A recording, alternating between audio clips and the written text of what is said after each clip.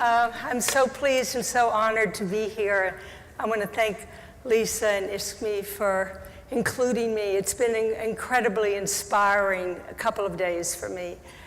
I want to tell you just a little bit more about myself. I began my writing life in high school as a poet. I became more or less a novelist. I write short stories and novels now and only occasional poem or essay.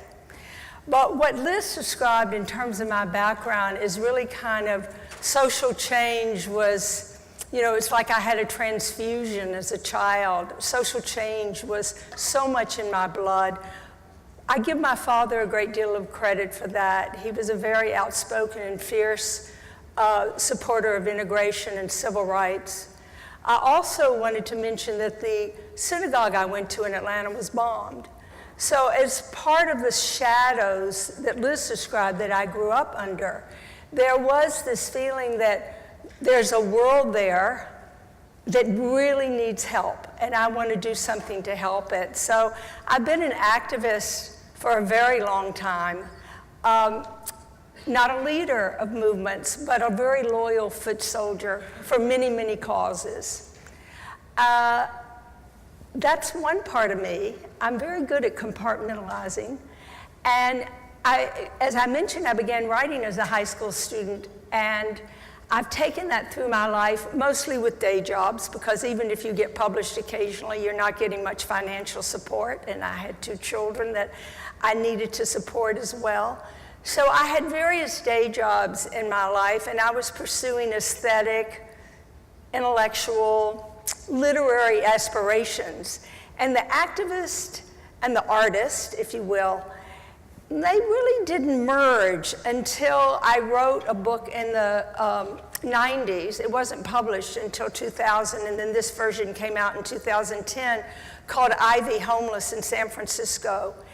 And this was a middle school book that addressed the issues of homelessness and tried to break down the stereotypes of who homeless people are, because if you go into classrooms, which I did many times, and ask who are the homeless, you get a list. It's a list that you would expect because of the men you see on the street. But there are many children who are homeless. There are homeless people of all colors, and they're homeless for various reasons. I had been actually volunteering in a homeless shelter, going in there without any preconceptions, I thought. But then once I heard all of these amazing stories of how people became homeless, I thought I wanted to do this work with young people so they would grow up without these preconceptions and prejudice. One of my last jobs was working in the city of Richmond. For those of you who don't know this area of California, it's about 75 miles north of here. It's a poor city. It's traditionally an industrial city. It was Sinclair Oil came there in 1901, and now you have the huge Chevron refinery there.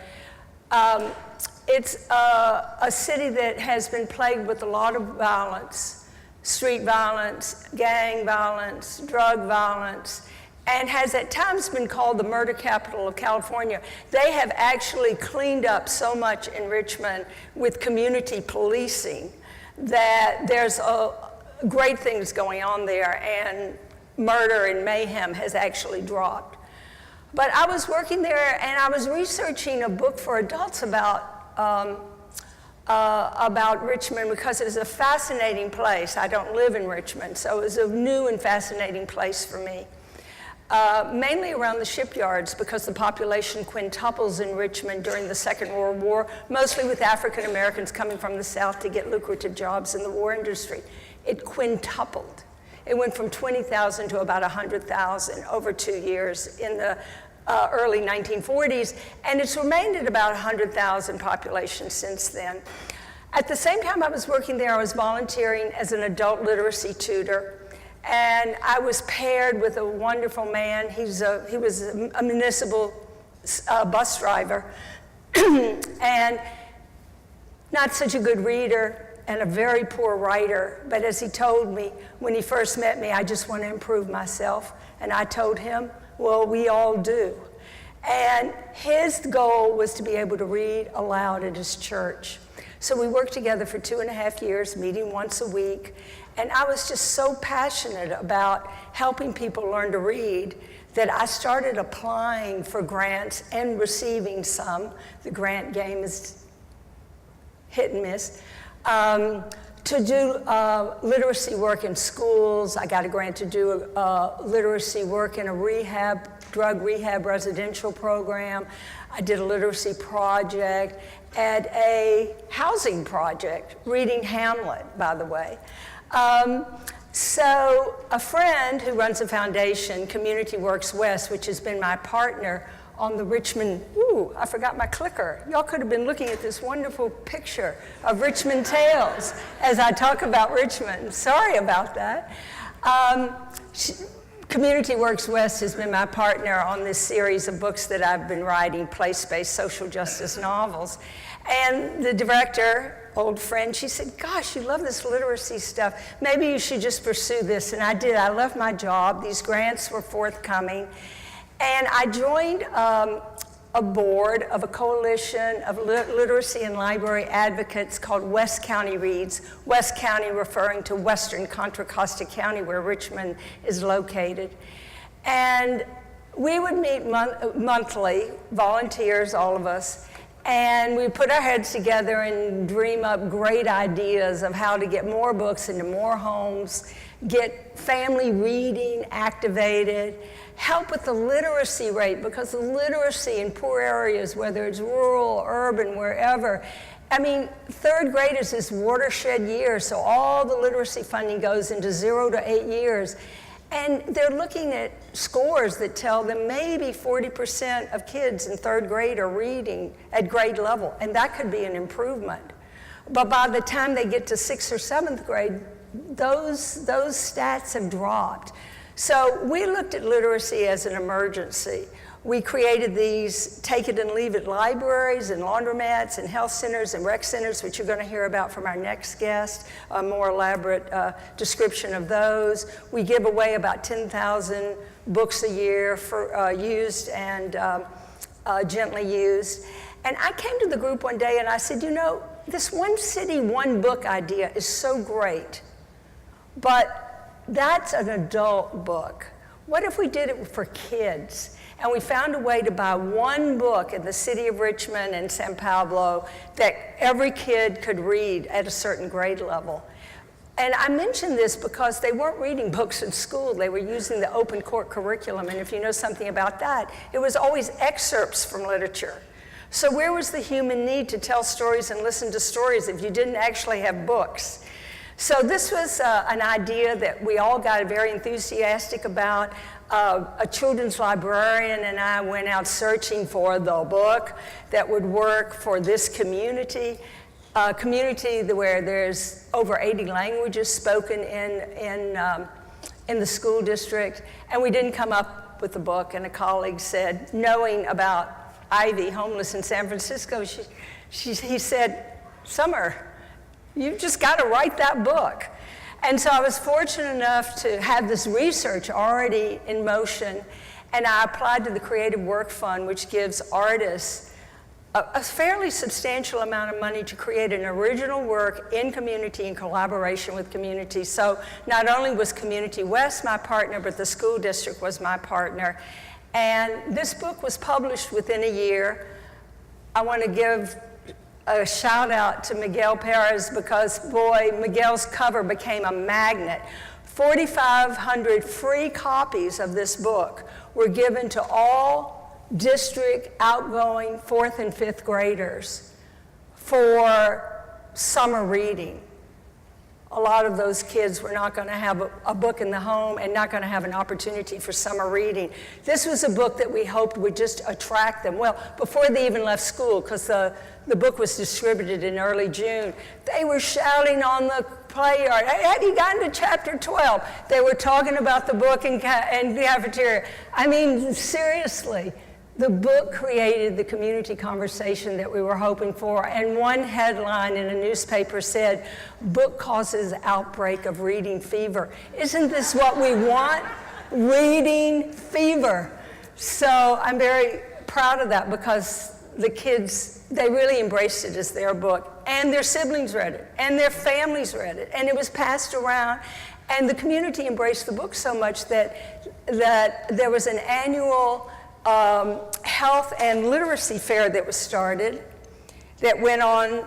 It started in a school yard, but after 2 years, it went on to the Civic Center Plaza in downtown Richmond, and the mayor of Richmond couldn't have been more supportive. That was just a tremendous surprise and outcome of the project.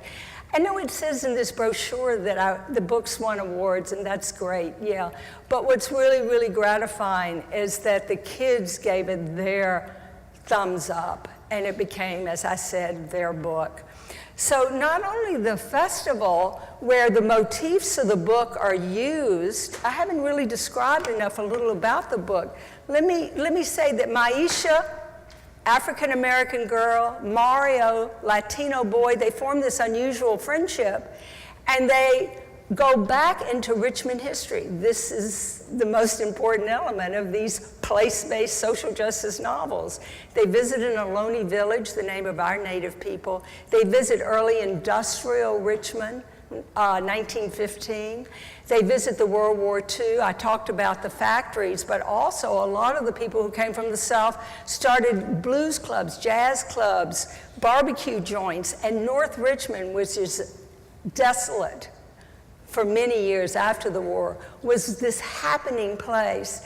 So a lot of the kids that I met in various literacy projects that I described briefly to you, they said they wanted to live long enough to leave Richmond.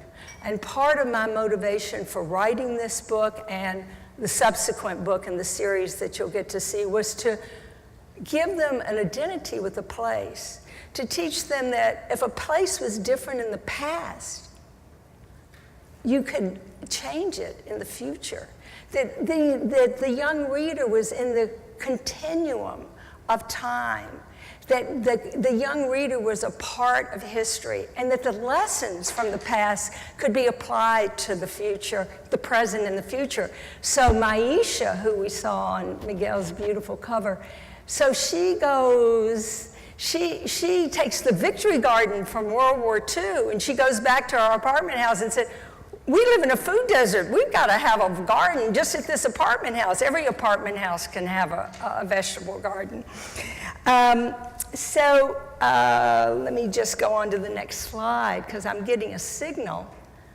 So another great outcome of the play is the East Bay Center for Performing Arts co-produced with the Richmond Rotary. The Richmond Rotary gave so much money to produce this play because they were really looking for a way not to give to the community, but to be with the community. And this play really represented that for them. So a shout out to them. And this play, beautiful, fully produced production, ran 6 sold-out shows. I went around to different school districts in the area. I've contacted places across the country because I think the project can be duplicated anywhere. I already have the fictional template. The narrative of the kids is there, and we can transplant it to Detroit, to Roxbury, to Miami, to Bronx, to Denver, to Phoenix, wherever. So that's what I'm working on now. Meanwhile, Oakland Tales was published 2 years ago. It's in the Common Core in Oakland middle schools. It's for older kids. It's grittier. Jada and Ernesto, again, the same kind of combination. Jada's father's in prison. She hasn't seen him since she was 2. Ernesto's parents have been deported. There are challenges on the ground for the kids who read these books, and I think fiction is such a helpful tool because a lot of the things that trouble young people that they don't want to talk about, I don't want to talk about my family that way. I don't want to admit that. I'm embarrassed, I'm ashamed. Well, through a fictional character, you can process so much. That's what I did as a child when I read, and I continue to be a passionate reader, completely engaged in the characters that I'm reading about. So my time is almost up. I want to invite any of you who are in the area to come to a performance of Oakland Tales. It's December 15th in the Fruitvale area of Oakland at a school called Life's Academy. It's a 6th grade that will be performing, and they're working with the San Francisco Theater Company. Again, if you're in the area, you may be familiar with Word and Word for Word. Word for Word has used Oakland Tales. Now, this will be the 4th theatrical production, because they see that the kids find themselves in the story. You know, the book is about them. So thank you very much, and have a wonderful rest of your conference.